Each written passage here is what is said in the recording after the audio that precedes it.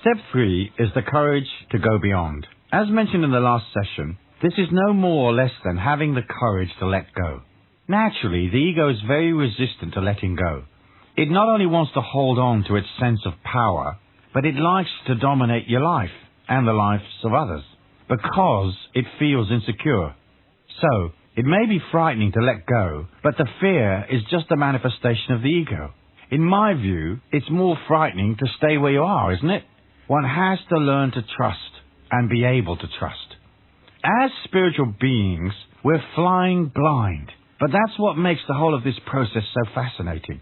Let me read you a quote from the little booklet, Weight Loss for the Mind, that comes with this 33-step series. We have to embrace infinity inside a mortal body. We have to believe in a God we can't see. We have to learn to love in a dimension where there's so much hatred. We have to discover freedom where control is the state religion. We have to feel safe in spite of our concerns. So what we're really talking about here is blind trust.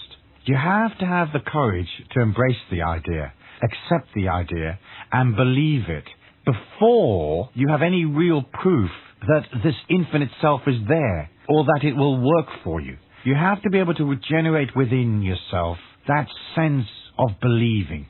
In order for the power that's within you, the power of that infinity, the higher self, to come into your life.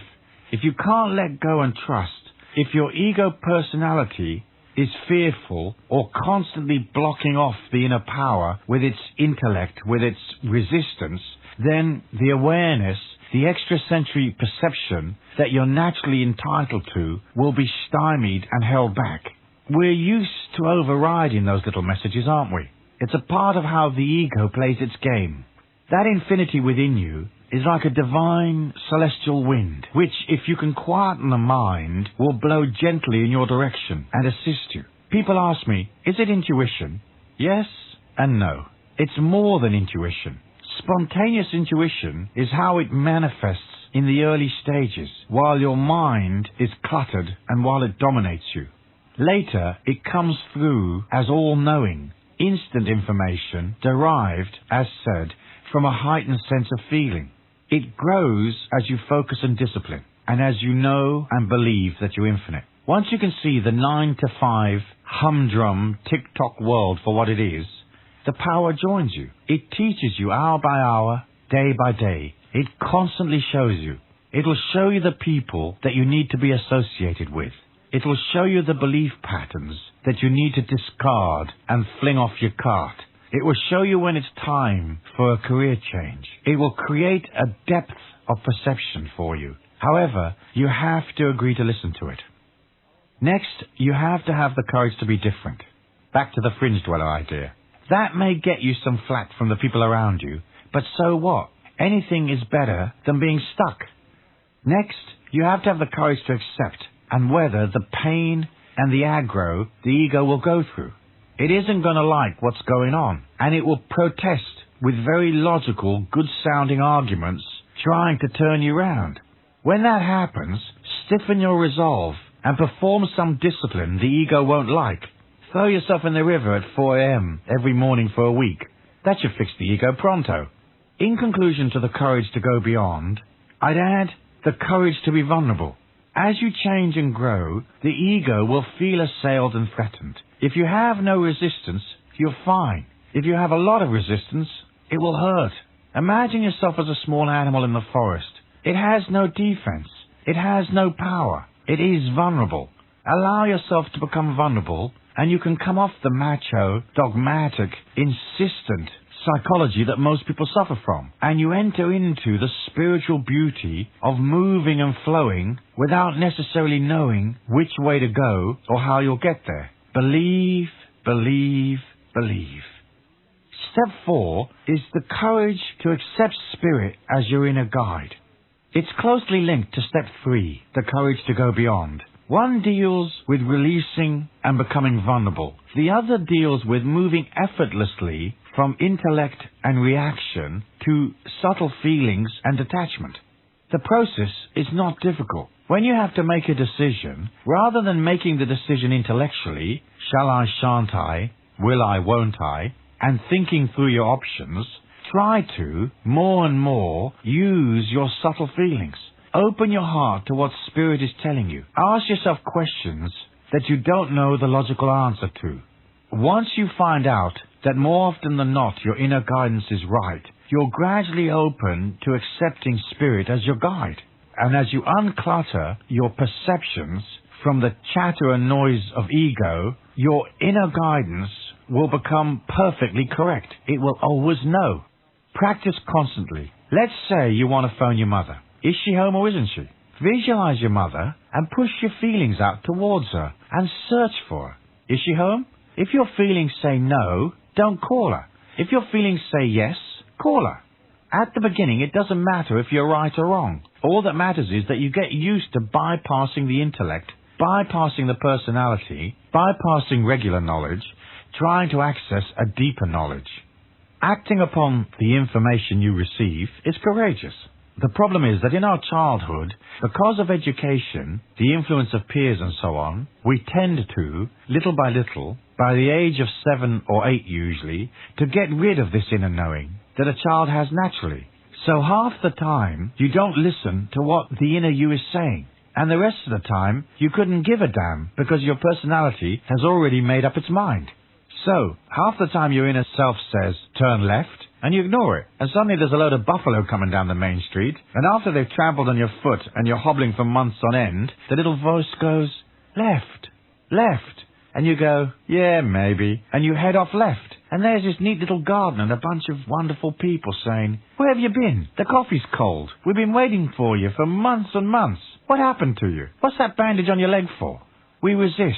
The ego personality cannot accept that something else is more important, cleverer, more knowing than itself. However, when you think of it, all intellectual reasoning is mostly guesswork. Taking information from a past performance or experience, one tries to guess what might be the best for the future. But that's very hit or miss. Inner knowing works best.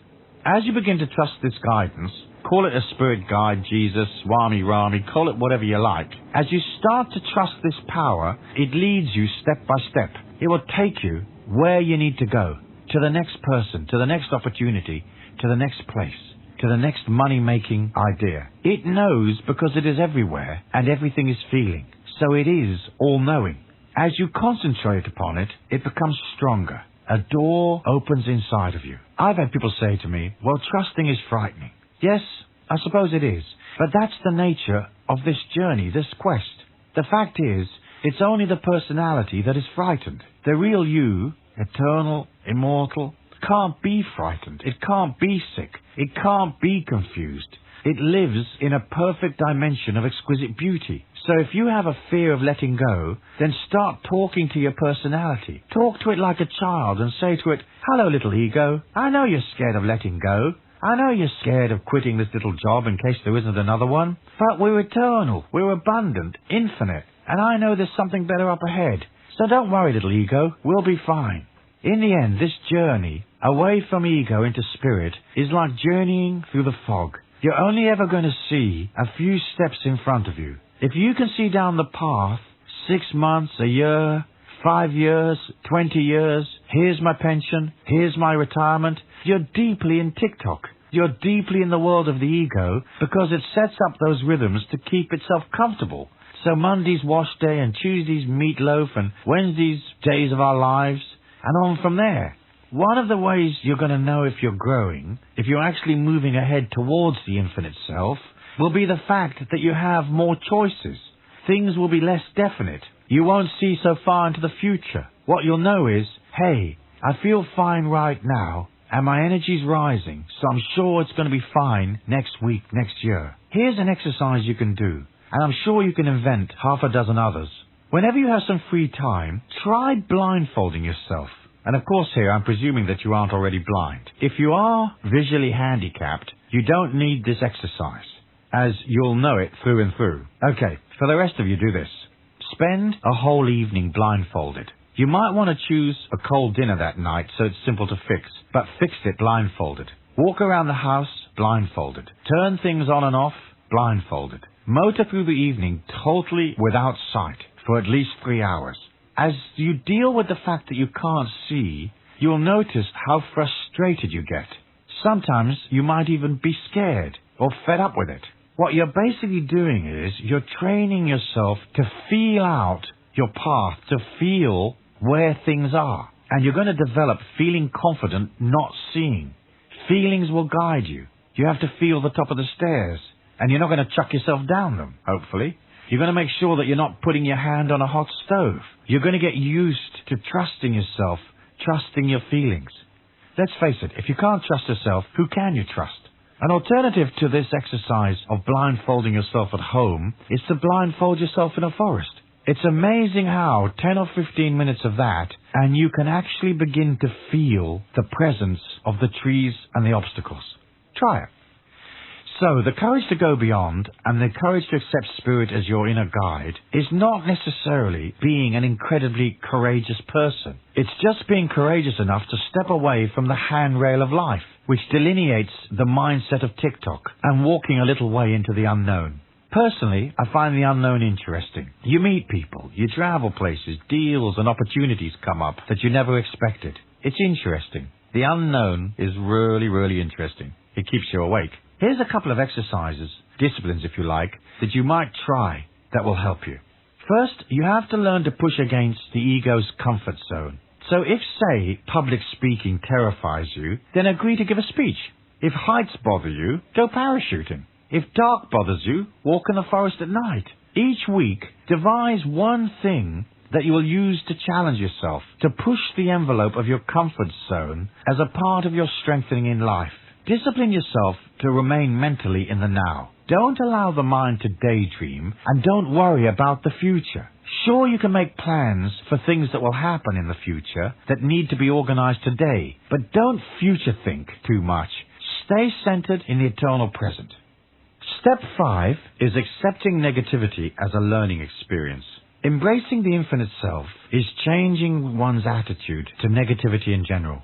Negativity is a term that's cropped up in recent years which describes the negative experiences of life. Most people react to misfortune. They react to it in a predictable way. The ego has rules and regulations. It has needs, desires, opinions, beliefs and fears. Anytime the ego experiences negativity, it will react. It will react from arrogance. It will react from pompousness and righteousness. Or it will react from its sense of insecurity. It may react from a sense of injustice. Or just because its status quo is being assailed or its power is being diminished in some way. Let me give you an example. Take poverty. Poverty is a good example of what the ego usually thinks of as negative energy. Poverty in the Western world, more often than not, comes from a lack of concerted energy. Given our welfare system, our social security, and the fact that there are hundreds, if not thousands, of help wanted ads in the paper every day, if anybody desperately needed a job today, if their life depended on it, they could get one. Albeit, they might be serving hamburgers, but they can get a job. So the idea that somebody has to sit in the street with their hand out, starving, is not on in Western societies.